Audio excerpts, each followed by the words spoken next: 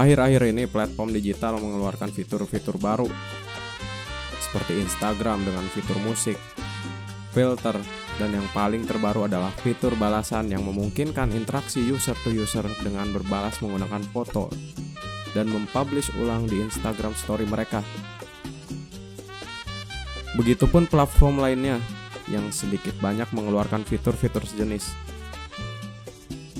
Pada titik ini, privasi sudah bukan lagi menjadi hal yang penting bagi orang-orang. Mereka dengan mudah menyampaikan informasi pribadi mereka seperti tanggal lahir, makanan kesukaan, bahkan ada yang tidak keberatan mempost KTP mereka. Memang, semua user memiliki hak menggunakan akun media sosial mereka semaunya mereka. Pola pikir FOMO atau FOMO atau kepanjangan dari Fear of Missing Out tertanam dengan lekat di benak pengguna media sosial belakangan ini. Takut dibilang ketinggalan tren, berlomba-lomba untuk bisa masuk FYP, berlomba-lomba agar dapat di-repost akun-akun dengan follower banyak, yang pada akhirnya like dan follower menjadi kebutuhan primer. Fenomena tersebut dinamakan sebagai latah media sosial. Hal negatif mungkin akan terjadi jika membiarkan latah media sosial, cybercrime, cyberbullying, atau penyebaran berita bohong. Menurut penelitian Darjowi Jojo 2005, latah adalah suatu tindakan kebahasaan di mana seseorang waktu terkejut atau dikejutkan mengeluarkan kata-kata secara spontan dan tidak sadar dengan apa yang dia katakan. Secara garis besar, latah adalah suatu respon atau reaksi dari sebuah fenomena atau dikejutkan yang terjadi secara spontan dengan ciri mengeluarkan bahasa yang sama atau ekolalia, bahasa kotor, koprolalia, mengucapkan bahasa yang diucapkan sendiri atau autoekolalia, dan atau melakukan apa yang diperintahkan secara spontan atau auto-obedience. Pada konteks media sosial, latah yang dimaksud adalah ikut-ikutan tren tanpa mempertimbangkan baik buruknya.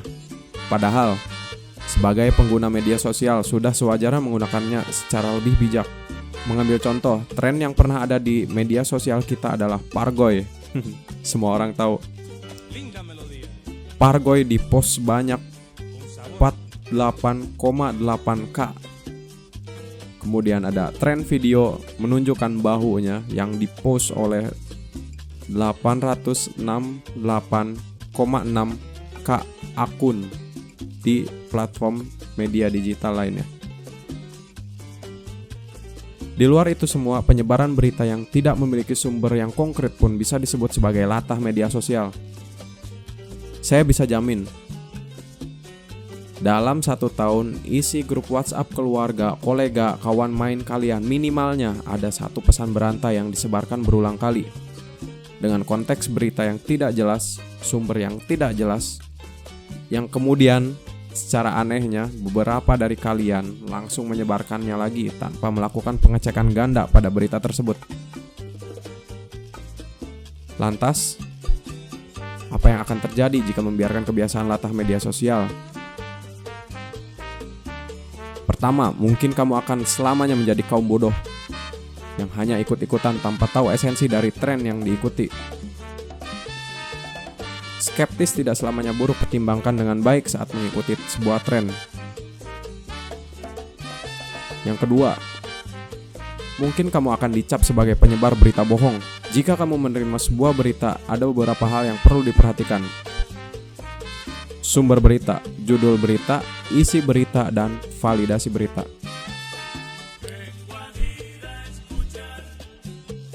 Ketiga, kamu bisa stres. Saat kamu mengikuti sebuah tren, tentu kamu berekspektasi bahwa kamu akan dapat perhatian lebih dari pengguna lain. Saat ekspektasi itu tidak kamu dapat, kamu akan lebih stres dari sebelumnya. Dan ujung-ujungnya, you blame yourself. Pesimis, overthinking. Terus yang keempat, potensi cyberbullying sangat besar. Sama seperti kalian, orang lain pun berekspektasi tinggi pada tren yang sedang mereka nikmati. Jika mereka menganggap kamu di bawah dari ekspektasi mereka, besar kemungkinan kamu akan mengalami cyberbullying. Fun fact, di seluruh dunia, Indonesia memiliki netizen dengan tingkat ketidaksopanan yang tinggi. Welcome aboard, Kapten. Yang kelima, penipu mungkin akan mudah menjadi kamu. Paham sampai sini?